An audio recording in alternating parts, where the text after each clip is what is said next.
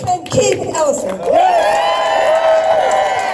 You know, let me just take you back a little bit to the 1950s and 60s.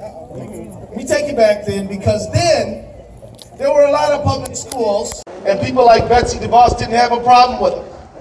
But when the Supreme Court ordered that public education had to get rid of segregation, there were certain districts around the country, including in Virginia, all over the country, that rather than integrate schools and say that black kids and white kids and brown kids can all just learn together because they're all kids, some school districts said, we're going to shut down the entire school district.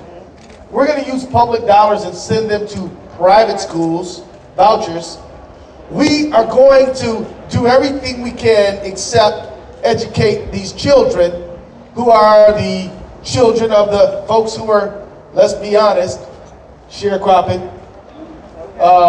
living in poverty many times, struggling just to make it. So today, when certain leaders like Betsy DeVos want to say, just because we want to help the poor little children, let's take all the public school money and give it to private schools.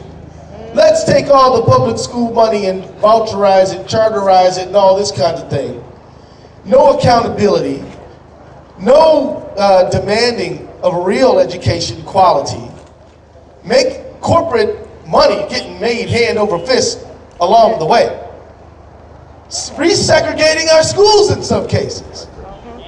Don't you think for a minute that this plan that they're trying to pretty up and pass on doesn't have a whole lot to do with them ugly plans back in the 50s and 60s. That's right. It's really not a problem. It's not that they don't like public schools. They're fine with public schools as long as people with privilege and access are getting that education.